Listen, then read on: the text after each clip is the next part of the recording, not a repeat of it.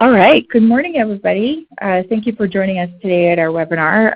Actually, good morning and good afternoon to some of you later in the time zone. My name is Carla Manley, and I thought I'd go over a couple of housekeeping items.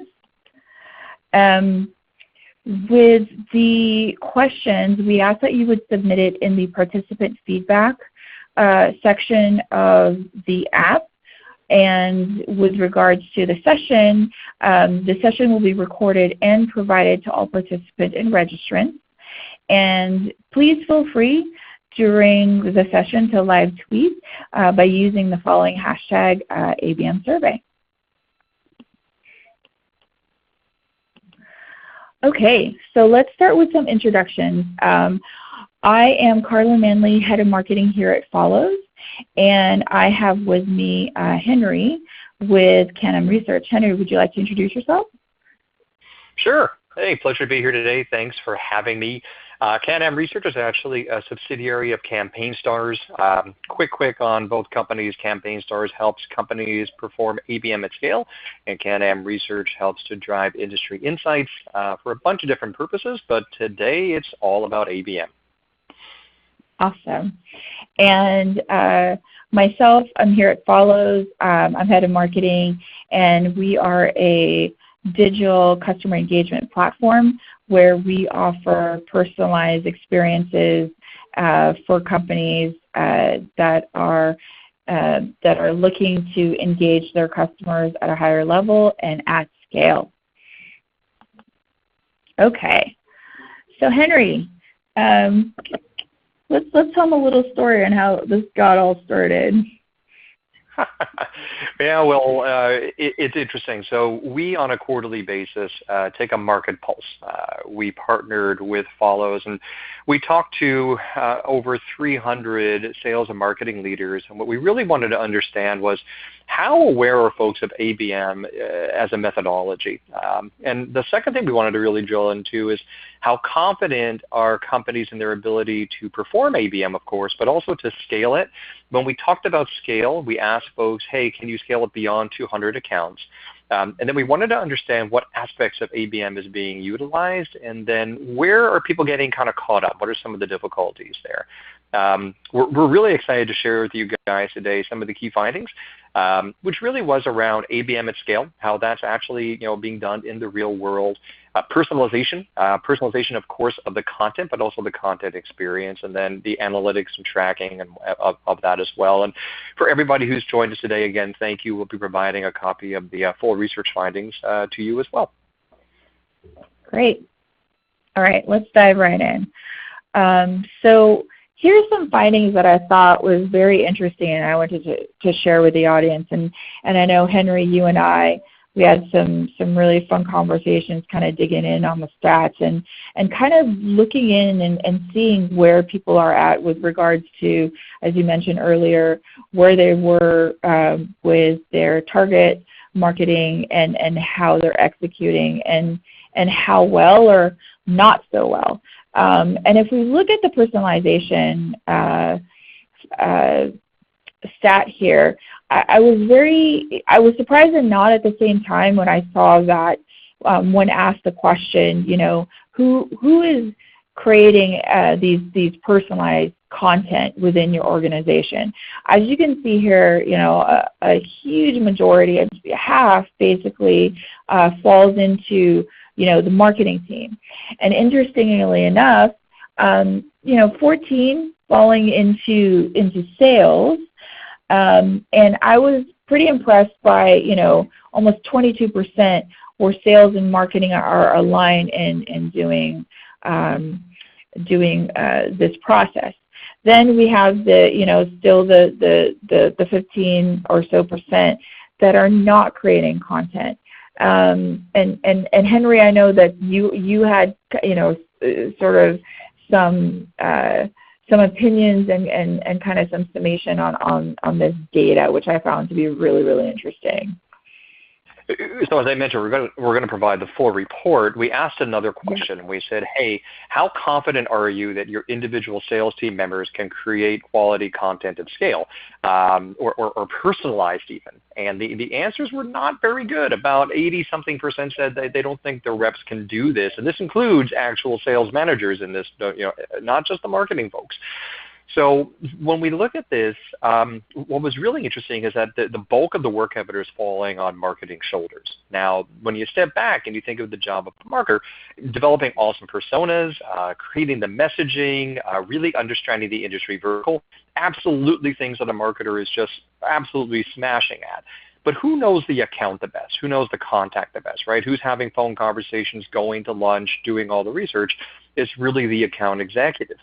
So what we have found is the most successful companies, when they pursue an ABM strategy, are right in that pink area. At least I hope that's pink there. That 22% of folks who are aligned on marketing and sales, getting messaging out and doing this in what we call an orchestrated way, right? Because you get the best of both worlds. You get the amazing ability of a marketer to create the story and disseminate it at that persona level, and then you get that hyper-targeted understanding of the account at the sales level. And that's really the niche. That's really the right spot to be in. But boy, oh boy, doing that across a dozen accounts is tough. 100 is really tough. A couple thousand, how do you do that? Yep. And so that brings me to the execution and scale challenge. Now, this is where I'm really interested because here at Folloze, we practice the bow tie methodology, and we really try and tailor our content to push for this, engagement throughout the entire lifetime value of the prospect and customer. And so how do you do that? Your personalized content definitely is more so than personalizing it to the individual and to the account, but taking it a step further and personalizing it to where they are in the stage, what is their industry, and to that persona. And as you can see here, which I thought, wow, okay, so I think we're on the right track because, almost 54% of people are having a challenge creating personalized content or that experience specifically for vertical and on the account level. Okay, and then 40 on the persona and developing that messaging. And as you know, to do it really successfully and have a very engaging experience, you really need to be in tune to that messaging and where they are in the cycle. So here at Folloze, we practice what is called the infinity loop or bow tie. You guys have heard this before. And it doesn't really end with the initial deal. It's how do you educate and deliver that personalized content after the initial sale, right? And then Henry, I think it's really interesting as well. They brought up, which is still high, they have almost 47% on the account database and actionable on contact data. Yeah. Well, it's funny, I don't know if this was by design. I suppose it was how the chart was laid out here. But take a look at the order of this, right? If you don't have the right person in your database, or if you're not certain of that, everything else is kind of for naught. And as I mentioned, so our parent company, CampaignStars, that's really the very underpinning of everything, which is, look, you've got to have the right set of folks in that database in order to target them. And if half of folks taking the survey isn't confident that they have that in there, that's absolutely earth-shattering. I'm surprised that number is so high. What doesn't surprise me then are the other stats, right? Buyer persona and messaging development. By the way, I'm just going to read the actual question on the survey. It was, what challenges or limitations are you experiencing when executing ABM programs at scale? And with 40% of folks saying, look, creating my message is important to me, and then also being able to kind of get that disseminated across my sales team so that when a prospect or future customer is engaging with us, they're hearing the same thing from my marketing team and from my sales team. That's just so vital. And then we talk about creating personalized content. And I think we have a pretty good handle on what that means, right? So personalized content might be something maybe written at a vertical level. So maybe it's an ebook that's been dusted off and created at a financial services level, or maybe even at a brand level, maybe for a large financial services organization like a Bank of America or Charles Schwab. But we don't really think much about the experience, the consumption of that content. And we're finding more and more out there across several of our research studies that, again, yes, content is king, but content has also become almost a commodity. So how do you make it stand out? And I know we're going to talk about that in a moment. Now, I'll tell you, I thought the last number would have been much higher. I really thought that most folks would say they're struggling to track it, right? And it's funny because we talk to our clients about traditional funnel metrics, which most people use. I got my SQLs, my SALs, I got my opportunity metrics, etc. But there's a whole new set of funnel math when we think through the world of ABM, which is really around account penetration and engagement. It's kind of fun. We didn't ask a follow-up question in this survey, but maybe that's something we should think about next time, is going a little deeper in this area. For sure, and definitely this is going to be a survey that we are going to conduct at least twice a year, and using the same audience, because we do want to do a side by side to see where they are 6 months from now or a year from now. Because I'm really interested to see whether these numbers move at all. Yes. Exactly. Absolutely. Oh, great. So I think Henry, you took it a little step further when asking some folks about how they want to engage. Well, so we also partner up with Discover.org, which is a sales intelligence company. I shouldn't say they're the largest in the market. And in the 2018 survey, we asked B2B buyers, about 2,000 B2B buyers, hey, what do you like most and least about the B2B buying experience? And it almost correlates one-to-one with the results we just saw. The first one is don't waste my time. So if you have me in your database, make sure I'm the right person. And one of our clients, it's a global 50 staffing and recruiting company, and they provided us their data, their list. And when we kind of ran programs, we saw that it didn't perform quite up to industry standard. We dug in a little bit, and while they were trying to hit HR titles, 60% of the folks on that list were in the accounting division, right? I mean, absolutely the wrong people to talk to. And we wasted their time, really. So that's interfering with your brand promise. The second thing that we heard loud and clear from our B2B buyers is, hey, let me engage on my terms. Maybe I like direct mail, maybe email, maybe social media. And when I do engage with you guys, let me have a fun experience. Make it more like Netflix, a little less like Forms. And then build some corporate intelligence around me, right? If you're talking to folks in the company, if you're running survey programs, capture that. Be consistent in your messaging to me. And by the way, guys, I'm a real person, okay? I'm not a high-value target. And honestly, if you think about your own buying experience, I think we'd all relate to this, right? And, I love the facial expressions, right? We all probably go through these same types of emotions. I completely agree. As a person that is consuming content as well, I can put myself in their shoes for sure. I mean, I live it every day. Yeah. Okay. So speaking of those experiences, I thought I'd put this. I'd have this slide where I call it a tale of two experiences, because it's true, right, Henry? I mean, you dug in a little bit deeper, and what we're hearing is, there's the experience that you have day to day, and there are apps that you love and you look forward to using, right? And there's a way that you consume the product, but also you look forward to it, and they know you, right? So then we flip over to today, and it's not so much personalized, but it's not the same experience. And am I going to be more likely to engage if what I really love is when I land on a page, it tells me, hey, Carlin, I understand that you were kind of looking up some pieces on this type of content. Here's some additional content, and here's some other items that I think you would be interested in. And how cool would it be if I could have that experience today throughout my, my day-to-day outside of work and, my day-to-day at work. Well, okay. Yeah, I can't agree with you. I want to talk to this, right? I got to share this with you. So it's funny because I see Hannah, which is a pretty darn good show.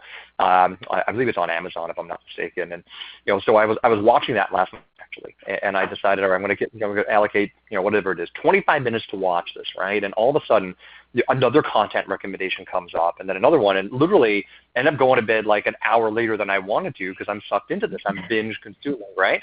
And I'm sure you all experience that, right? Well, the same thing can occur in the world of B2B, and it should, right? Because we're not different people, right? There's not like, the Henry who's going to watch, Netflix and Amazon, and then I somehow mysteriously change when I get into the office, right? That's just ridiculous. I'm the same person. But if you're able to create an environment for me where when I decide to engage, when I'm looking to get information, solve my problem, you allow me to, of course, maybe get the content that I signed up for, perhaps a video or an ebook, but I didn't come there specifically for a video or an ebook. I came there to get educated. So while I'm there, right. If you can create an immersive environment where I could spend some time, hey, that's awesome. And that's really, when we talk about the word engagement, that's what we're talking about. If you boil it down, it's spending more time with your perspective point of view. It's what you have on screen here, really. Yep, perfect. Okay, so, all right, so what would that look like in the B2B world, right? So what we have here is a representation of, here at Folloze, we call it a board.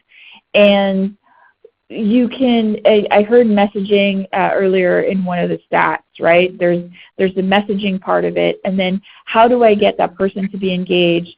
Click on that link and start binging that content. Well, it all starts from the very beginning and operating something that says, hey, Carlin, I saw, and to what Henry was saying, hey, Carlin, I saw that, you were really interested in this topic. I prepared this engagement board for you that's just for you, that I've curated content that I think that would be of interest. So then I click the link, I see this awesome board, and it's just for me. Everything from the headline to the call to action to all the items that are being served up are all, I'll sit there and go, how did they know I wanted to learn all of this? And you can take the experience a little bit further, and instead of them landing on a board, have them land on that piece of content, right?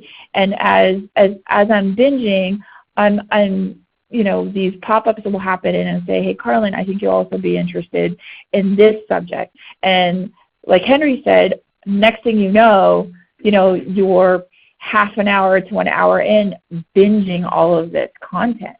And you're not only binging this content, it could change at real time because this is something that's not a one-time use. This is something that's made specifically for me that I could say, okay, I'm really enjoying this. I'm going to go back to it later. Well, as a marketer, I can see on the back end what was interesting to me, how long did I spend, and now I can start adding more content of similar topics. So then this becomes a living and breathing board that I am now engaging with, right? And now I'm feeling like, okay, this is really cool. I'm really learning about the stuff that I care about, and so on and so forth. So then let's take it a step further. So remember earlier in the stat, we saw 53% of people were having challenges in creating content experience, not only experiences, but engaging content experience for their vertical, for industry, and at the account level. So how cool would it be if you can create one board with multiple items in it that dynamically change based on the information that we know about you, that populates to hey, if I'm in the automotive industry, the banner is going to change. The things that I'm interested in and, my persona is going to get served up first. I'm in the medical industry, and I am a physician. This is what I'm interested in because I told you this is what I was interested in. I'm now going to get served up these really cool content that is just for me, and then so on and so forth. And then you can just, the possibility is there. It's not just something that is one piece of content. It's this journey that I'm going to take you through. And I think that's really key when it comes to bidging and engaging the prospect or the customer is give me a journey. Give me a story and tell me how I could have a better experience with this content. Do you have anything to add? I know, Henry, when we talked earlier, you had a really cool comment about this. Well, it all goes back to the ability to binge consume, which is correct. But remember, we started the dialogue by saying there's content production, there's a personalization of content, but then there's the experience. And when you take a look at a board like this, the very kind of first step, we're going to talk about a little bit of a checklist in a moment, but is to audit your content and tag it. So what various ways can I take a single piece of content? Maybe it's a PDF, maybe it's a video, and how can I kind of share that in multiple different ways to get the most use of it? Maybe it solves a problem, so it's a use case. Maybe it's persona driven. Hey, fantastic. Mm-hmm. Maybe it's at a vertical level, smashing, right? So you can reuse. It allows you to kind of display your content in various different ways to maximize the use of your content, which is awesome, but it creates an experience, right? Because honestly, how many of us receive anything more than, say, 5 requests a day in our inbox to join a webinar, to download an ebook? Especially if we're all marketers, we're getting hit over the head every single day. But if I can not only go in and consume that one piece of content and then patiently wait for the next drip, but I'm taken to an environment where it looks good. It's kind of like coming into a nice kind of well-furnished living room. You're probably going to want to stick around and have a drink or two. And that's what I think we're doing here as well. Great. So now we're going to talk about the orchestration at scale. And, almost close to 40% are raising their hand and saying, we really have challenges with campaign performance and how we analyze and ensure we can optimize. So I want to bring it to the next level with regards to involving marketing, sales, and customer success. Because if you are a marketer and you have all these really amazing programs, multi-channel, cross-functional, you want to be able to send those campaigns over with the seller in mind and with customer success in mind, because at the end of the day, sellers are the ones who know their account way better than you, right? So if I'm sending a board or a piece of engagement kind of experience, my seller gets an alert saying, hey, Carlin's trying to send this campaign over on your behalf, or Carlin's trying to send a campaign over to your account. At the end of the day, it's basically I'm asking, like, hey, are you cool with this? And, is this the right time? And the seller has the ability to say, nope, we are in this stage of the buying process. Let's please hold off. They can either approve, review the list, customize the email, or just hit pause and that campaign will not be released. Or they can just hit release and then boom, the campaign is out. And I can do that through multiple sellers to multiple campaigns to multiple accounts and prospects, right? Same thing with customer success as well. So then that's the orchestration piece. Now we're going to talk about, okay, so you've sent out all these campaigns. Now you want to know, okay, how well not only is the campaign performing, but each piece of that content that you have sent on behalf of the seller or the customer success team member, and letting them know that, hey, this person is really interested in this topic, you know why I know? Because you just got an alert, or you could see it from, you know, the analytics dashboard that we have. Then you can start formulating your next step, your next messaging. And as a marketer, I can actually customize that board and give them more of that content that they're really enjoying. And again, you are consistently adjusting the program, and everybody is aware of how your account and how your prospects are engaging with the content or with the board. Okay, so let's see. Oh, we're right on time. So a couple of best practices, and we'll get into the checklist. And just things of note after the survey, we discussed about, you know, what are the things that you should be thinking about to ensure that you have this really awesome full cycle personalization strategy. At the end of the day, you want to make sure you increase your account engagement, right? You're creating campaigns at a multi-channel level at scale. And then you're connecting marketing and sales throughout this entire process, and then ensuring that everybody, not only sales, marketing, and CS, but the entire company seeing the engagement that your account and your prospects are having throughout all of the campaigns that you know you've worked so hard to execute and get people to engage with. Henry, I thought you may have something to add to this earlier. Yeah, and it's funny because the question that we asked was, you know, around scale, can you launch and execute a scalable ABM program to accounts greater to 200 or more accounts? And the answer was for most companies, no. It's very difficult to do that. And we talked about some of the reasons around that today: the personalization of content, you know, not having the right data in your database to begin with, but then the sheer ability to actually coordinate all this, especially if marketing is the one, as we saw, 50% of the time, doing all the heavy lifting. And the other 50% of the time, if it falls on sales alone, sales, by definition, they can't do it, is what they self-reported. So being able to do this in kind of a scalable way is difficult. But if you can do it, you've created this Netflix-like environment. Now think about it. If Netflix can do this for, how many subscribers are they at now? A couple 100 million? I think we in the business world should find it acceptable to do it for a couple thousand. Like, that should not be an unlofty goal. And I think we're there. We're able to do this now in a truly cross-channel way, in a scalable way, right?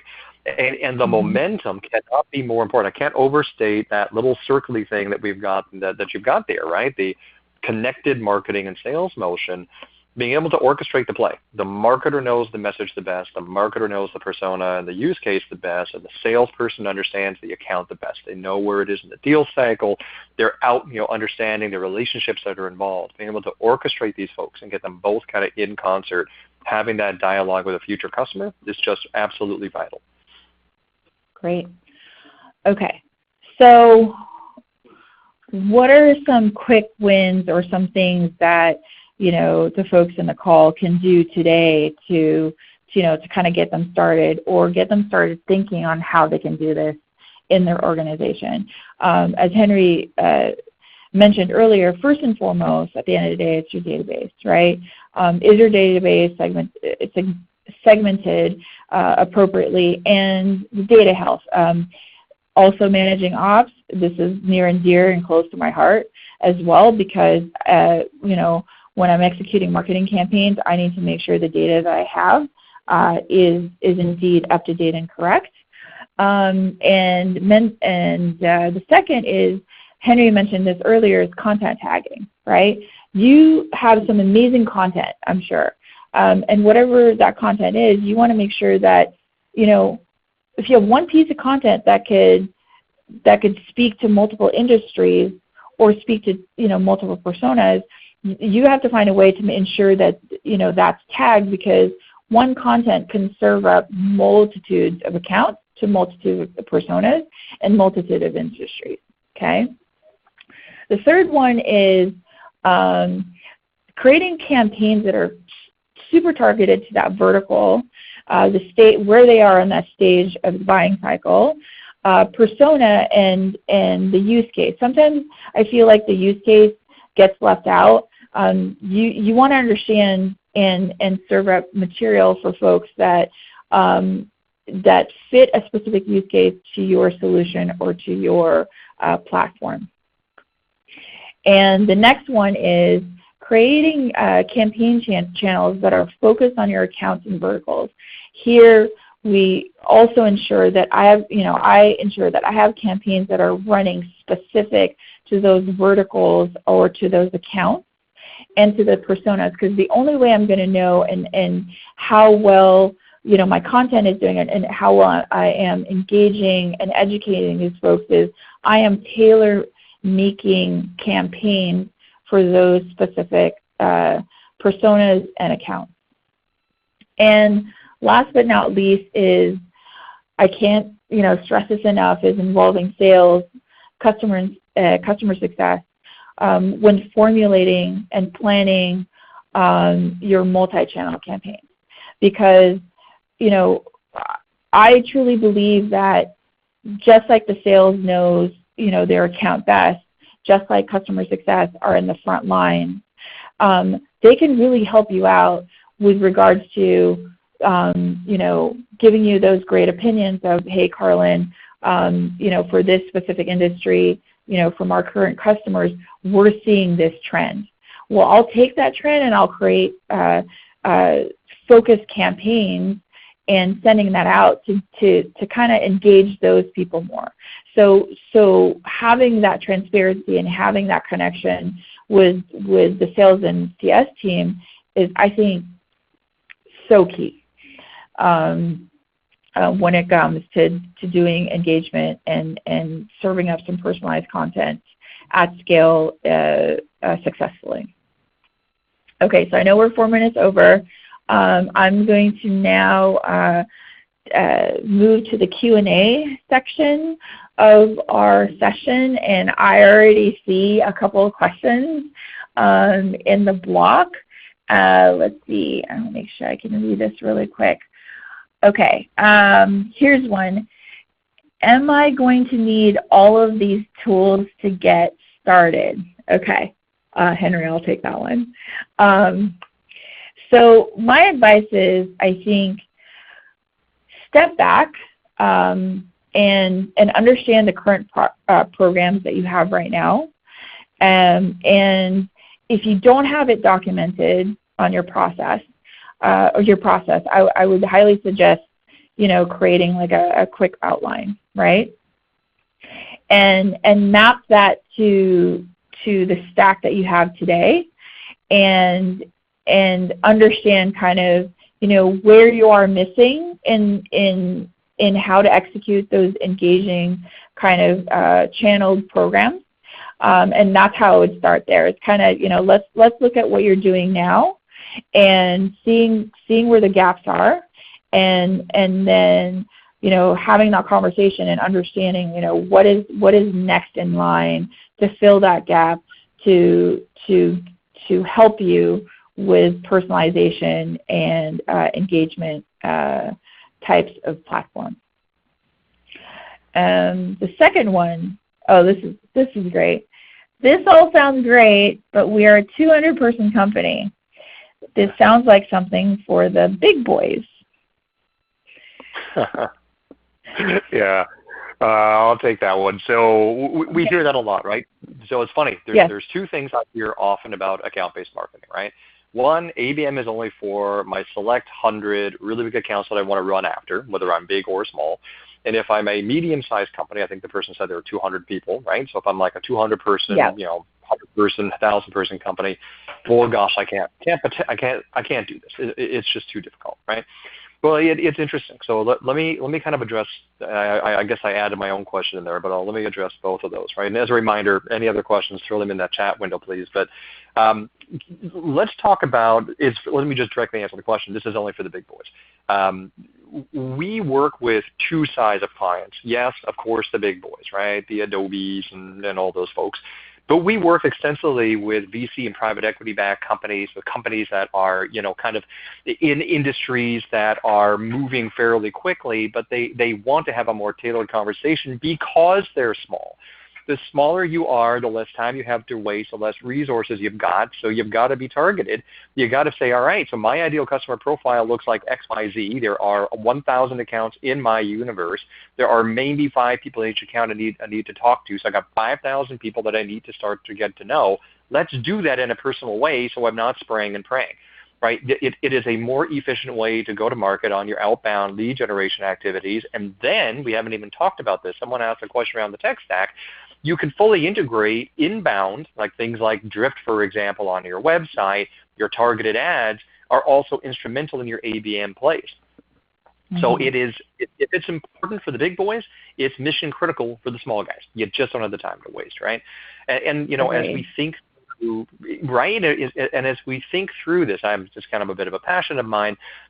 When you think down the ABM funnel and you think about, kind of the hyper-targeting and personalization that we're talking about, it sounds like there's a lot of work. But go back to your checklist for a second, right? Because I don't want to scare anybody thinking this is like a tremendous amount of work. When we first start having discussions with accounts, I don't care the size, they always say, well, we're not going to have enough assets to put on these boards, right? And we always say, you can start with 3, 5 to 6 is ideal, right? Well, phenomenal. The problem that they have is they have too much content. They just haven't tagged it. They haven't categorized it. So they usually have the content, and part of it, as I mentioned earlier, is, of course, you can create it even more hyper-targeted. In some cases, you should. But you can repurpose and reuse. That's the beauty of doing this. And most organizations, even 200-person companies, they've got the basics. They probably have a marketing automation system, a CRM system. You want to do it at scale? Now, of course, bring on something like a Folloze, but my gosh, it's usually not a limitation of your current tech stack. You can do it today. It's just a matter of having that vision and getting going with it.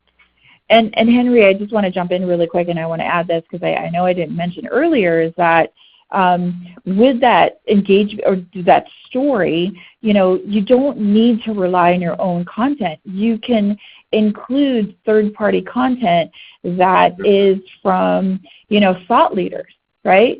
And so for companies that have a limited size amount of content, there are plenty of third-party content out there, blogs, reports that you can absolutely add, and then create that journey and that story all together with a mix of content. So hopefully that kind of makes it a little bit easier to grasp, because a lot of folks get really scared and say, I don't have a lot of content, or I have so many content. But I think what resonates out there and people binging is seeing a mix of stories that kind of talks to that case study, to that challenge, or to that pain point. So again, at the end of the day, is you're creating this journey and you're creating this story. And personally, as a marketer, I love it. It's very creative. It gives me a little bit of freedom. And again, as Henry said, at the end of the day, your goal is giving them that amazing experience and making them binge on the content and engage.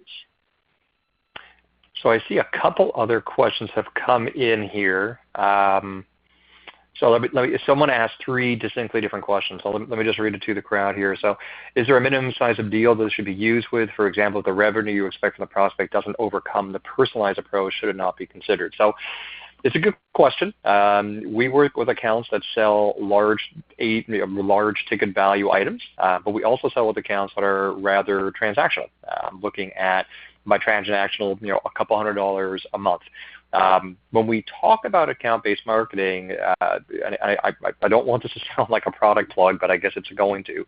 When you take a look at the Folloze platform, you can create these things called cluster boards, where you create a single board, maybe it's for a vertical, and then you load up and say, okay, I'd like to have 100 or 200 accounts associated with that, and presto, you get what looks like a very personalized experience, but it's being launched from a single board. This is very easy to do, very low time considerations, and you're reusing your content. So when you're thinking about doing this at that level, then absolutely. Now, if you have a high value, if you have both a let's say you have two products, maybe one's enterprise that you sell for a lot of money and one's more small, medium size that you sell for not much.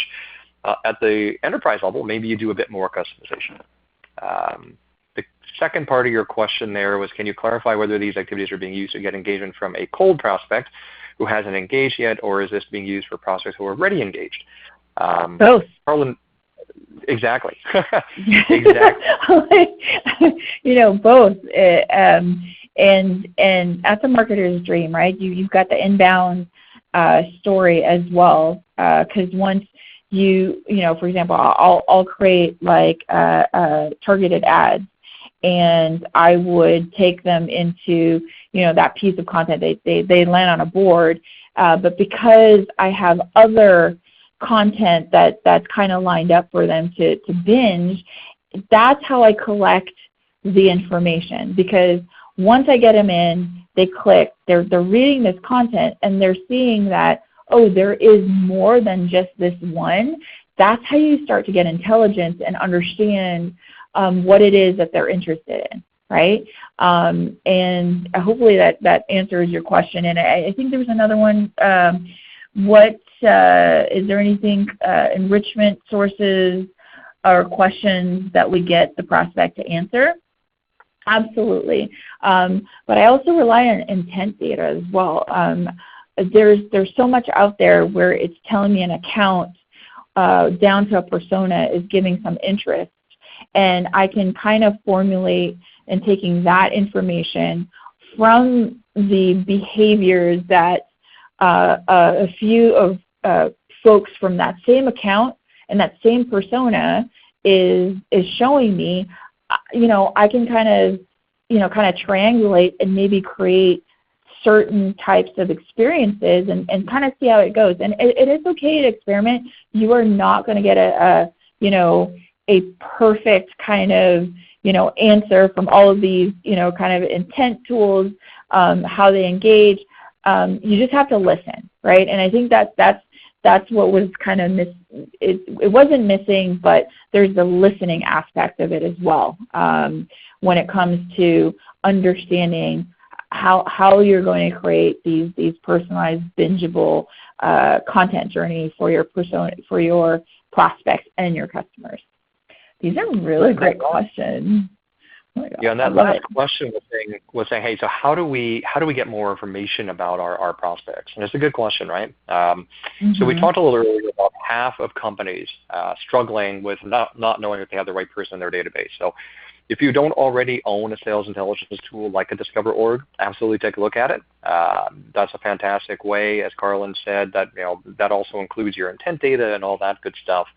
To further enrich that data, then the programs that we offer here, the survey programs, are a great way to do that. You're getting direct information from your market, but also this whole point of orchestration, where you got marketing and sales hand in glove running these campaigns is so vital. Right, because your sales folks are hopefully updating at the contact level information you'd like them to know.